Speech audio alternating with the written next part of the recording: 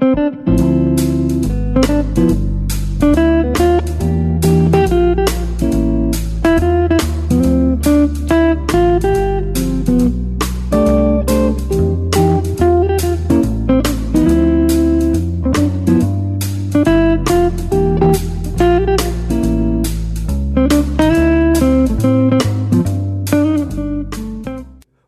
to the Living to 100 Club podcast. Here's our host, Dr. Joseph Cassiani. Well, hello to all of our listeners joining us today on our podcast. You're listening to one of our successful aging episodes this month on the Living to 100 Club program, and I'm your host, Joe Cassiani. On each program, our conversations educate and inspire, helping you get the best out of all the years we're given, regardless of what obstacles come our way. You can learn more about my club at my website. Be sure to take a look at my new training and activities manual, Better, Longer, and Happier, a guide to aging with purpose and positivity. It's a series of 12 modules in a card deck format developed for activities directors at senior living communities. To learn more, visit my website, living200.club/BLH. Now on to our podcast. In today's podcast episode, we sit down with Norman Shabel, an accomplished attorney and author, to delve into his fascinating life story and career. Norman, who is 87 years old, shares his journey from Brownsville, Brooklyn to Florida, touching on his roles as a prosecutor in New York, an attorney in New Jersey, and a passionate writer. The conversation explores themes of resilience, justice, and the importance of living a fulfilling life. First, a little background. Norman Shabel is the author of 8 novels, praised by Judge Andrew Napolitano as terrific, fast-paced reads about the dark side of law enforcement and the judiciary. Many of his stories are inspired by his 55-year career as a plaintiff's attorney and prosecutor, where he witnessed injustice and oppression on a daily basis. Others draw on his experiences of Jewish family life and his astute observations of its unique, often hilarious dynamics. His novels include The Aleph Bet Conspiracy, 4 Women, and The Badger Game. Also a prolific playwright, Shabel has written 7 plays, 3 of which have been produced off-Broadway in New York City, Philadelphia, and Florida to rave reviews. Among them are A Class Act, Marty's Back in Town, and Are the Lights Still On in Paris? Born in Brooklyn, New York, Norman is retired from law and splits his time between New Jersey and Florida. He finds much joy spending time with his adult children and his grandchildren. Norman, welcome to our program today. Thank you for having me. Oh, you're very welcome. I'm looking forward to our conversation. I always like to open by asking my guests to tell us about the journey that brought you to where you are today. I touched on a lot of it in your bio, but what are the highlights that brought you to where you are today? Well, I was brought up in a place called Brownsville, Brooklyn, New Jersey. And sorry, not in New York. Yeah. I mix sometimes New York with New Jersey. They blur together. Anyway, my parents were extremely poor. They were on welfare. My father got hit in the head with a metal when he was working for the Navy Yard, and ever since then he was not the same anymore. My mother was something of another world. She raised 3 children so amiably and getting out so much. It's amazing. Since she got married at 14 years old and didn't go through any kind of schooling, in America at all. And she survived with with all the shrills that New York City in those days gave out. She was one who, notwithstanding, she didn't understand much of what's being done in front of her. She would go out and she would take the project in her hand and do what has to be done to Yeah. make it go. Yeah. She Yeah. was a wonderful woman. Yeah. Determined, independent, forceful, very competent, sounds like. Yeah. So what prompted you to pursue a career in law, and how did this decision affect your career as a lawyer? Well, I've practiced law a good two-thirds of my life. Um, I always felt that I should put down on paper what I was doing with all my clients and with the people I dealt with, because I felt I was learning and giving out information which I think the world should understand and should have when I pass away. So I've uh, published, written and published the the 8 novels, which encompassed almost all of my 55 years of practicing law. Wow. The one good thing about my novels, which is not usual in most novelists' novels, is that I explain to the reader what's happening in his or her world. What's happening when you go to a lawyer? What's happening when Mm. you do something? All these things are prescribed in my books. So you take the time to clarify, explain what's going on for each of your characters. That's The correct. reader really understands kind of the background or what's motivating what's going on. Yeah. So how did you happen to put, kind of your legal career into your novels? What prompted you to bring some of those themes into your stories, your books and your plays? Well, throughout my entire life, I have been confronted with the law. Mm. Whether I was a young teenager in Brooklyn, or going to college, playing basketball for about 5 years in college. Eventually, I made All-American.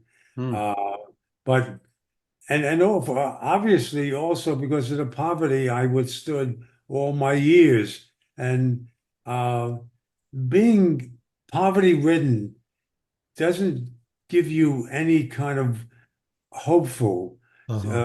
situation. I, I I I went I went into the law because I found that the law can bring me such joy, which the world is not giving me as Mhm. a poor student, individual in Brownsville, Brooklyn. Sure, sure.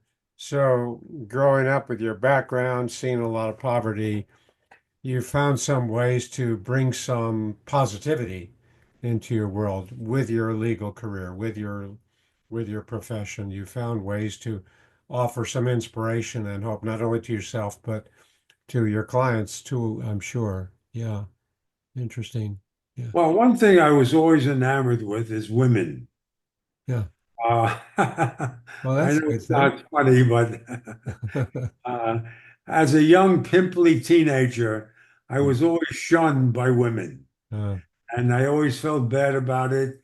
And when my face cleared up, suddenly the women took note of me. oh, But I've always found my sister, my mother, of course, my aunts. I've always was enamored with how women actually got into the world without being killed. I mean, they were subjected to mm, rape. They were subjected to uh, people throwing stones at them, and yet the women I have been with yeah. how they withstood all this and came out like a rose It, Yeah. it always enamored me. Yeah. And that's why I've written few of the books that deal strictly with women, including four women. Oh, interesting. So the survivability of women and being Right. vulnerable and kind of taken advantage of, and you saw a lot of that. So that left its mark on you too, where you could create characters in your books, probably reflecting a lot of these triumphs for women. Yeah. Yes, that's correct. Can you share some of your works and the characters you've created? Tell us about some of the characters. Well, one very good book is Four Women, which it actually deals with four women in Miami, Florida. Um, an ex-Nazi German who comes to America to be a builder, goes to Florida, and he plans to take these people out of their apartments so he can put up a large house for wealthy people. And in the book, I show the strength of these women, notwithstanding they have lawyers who say, do this, but the women said, it's not for me. I'm going to do this. Hmm. I find that women have a certain definition of what this world is all about.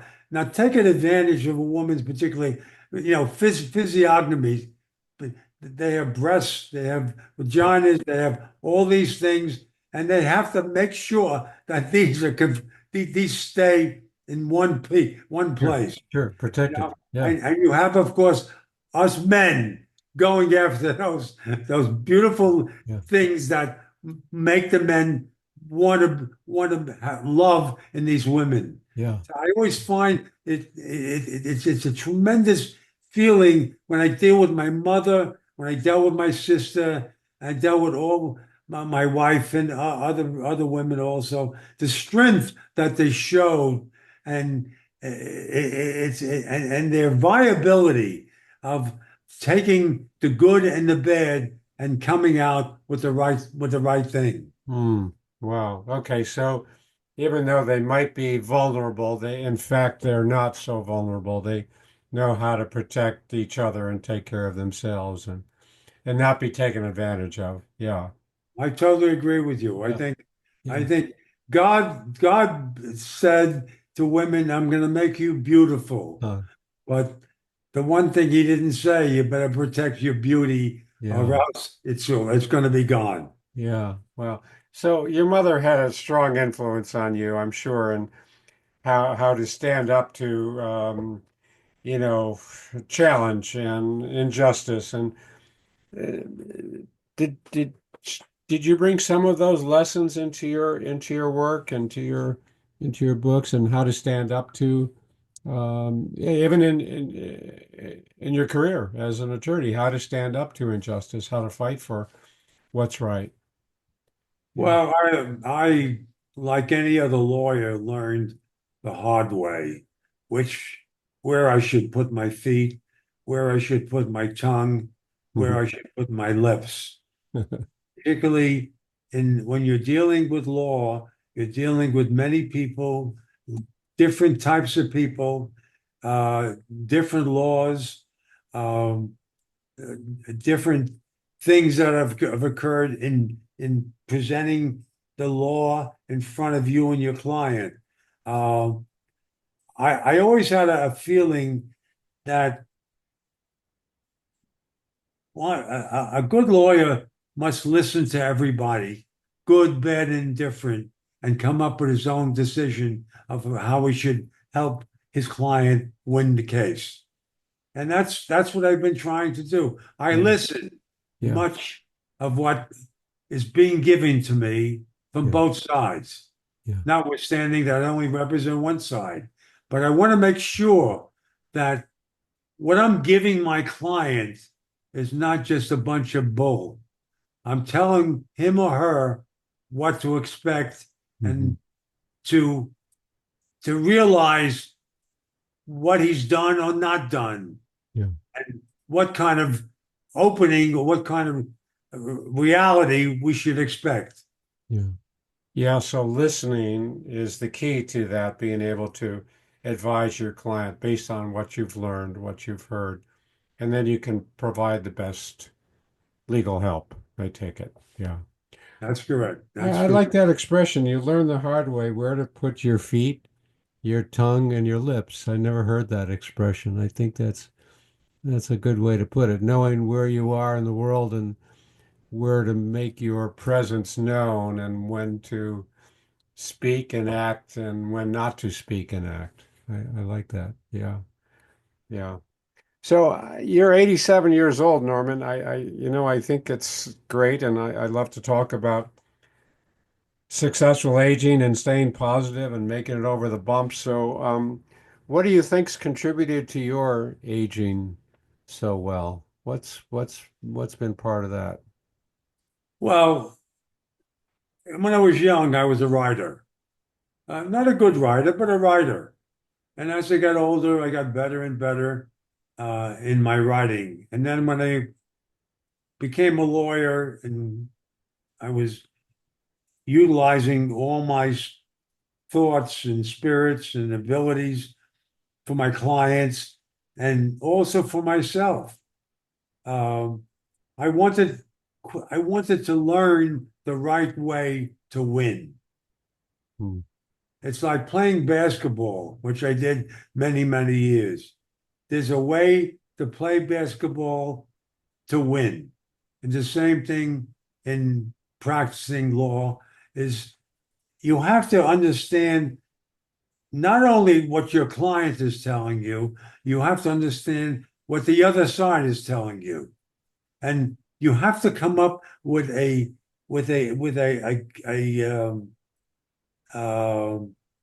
conclusion Hmm. that's acceptable in this world of ours. Yeah. Because notwithstanding, you can be a very good lawyer, but you can be a loser also. Hmm. You always have to listen, listen, listen. And if you don't listen, you're a loser. Yeah.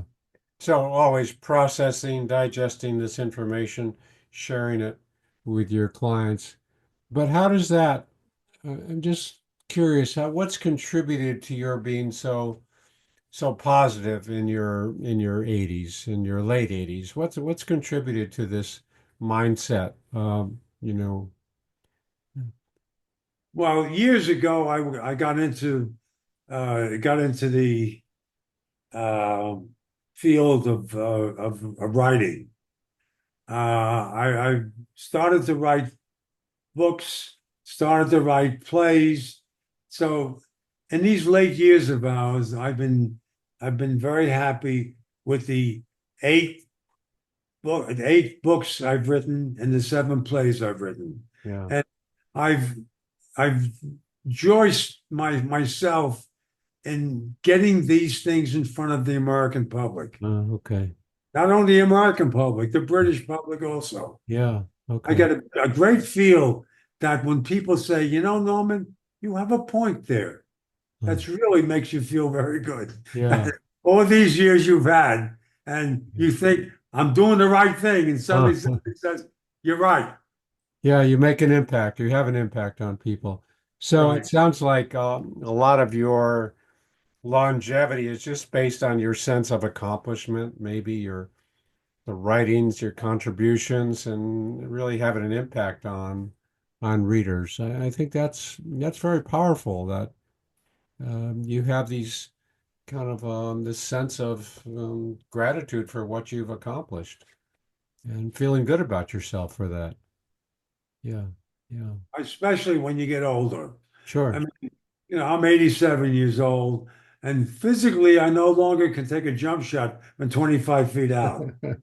Uh, but what I can do is talk about my books and talk about the situations my books are revealing to the public. Hmm. I feel very good when somebody says, I never thought of that. That's a great thing you just put in. Yeah, yeah, Gives yeah. me the same thing as well as putting a three basket shot from Yeah, left. three-pointer. Yeah. Okay, it's a little different, but it just is meaningful for you. Yeah. Yeah. So how do you face challenges and difficulties, stresses? What where does resilience come into your world? How do you deal with these challenges? Well, the good thing about it is I have a lot of good people around me, and my plays have been well received. My books have been well received, and it gives me a great deal of joy that the years I put into these books and plays have been well received. Yeah. See, I want to leave this world with when them saying, Norman Shabel had a thought. I Uh, believe he thought the right way. yeah, So I want to leave that if when I'm good, obviously I'm not going to live forever. I'm not going to live another 15, 20 years. But sure. whatever I do, I want to leave the thinking of what I have learned to the world in front of Mm, me. sure. Yeah, to have that impact, as we said, leave others with the impression that you made some good points in your work. I mean, who's to say you can't do another book or, another play or two, right? We don't know Oh, that. but I have so many. I have seven plays which are doing very well. Yeah. I have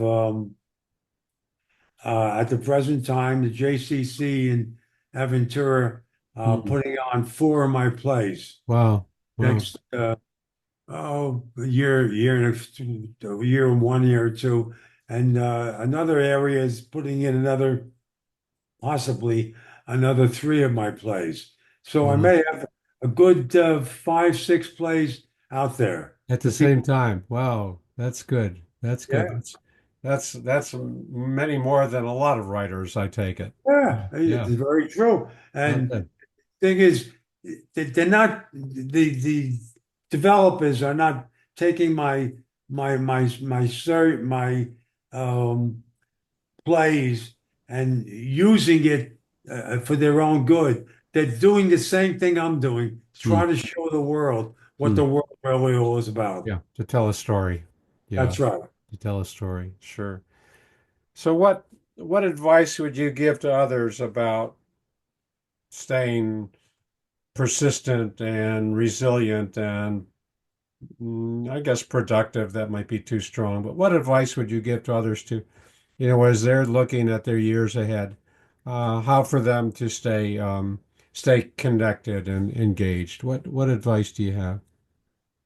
Well, I strongly believe that if you want to enjoy your life to the years that I've had, the 75, 80, 85 years, is as you're going along from the age of 5 and 10 and 20, 25, find out areas that you want to be in, you want to learn about.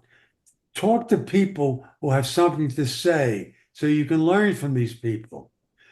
Start putting down on paper your thoughts. They can start with a thought saying, "Yeah, I saw this guy yesterday and this is what I said." Or saying, I was involved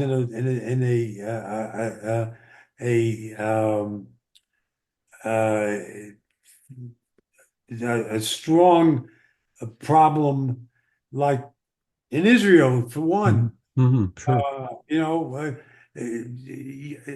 You should, as an individual, as an intelligent individual, should learn what all this Israeli Yeah. issue is all about. Yeah. Why are these people killing other people? Yeah. Why are these people not trying to settle all this?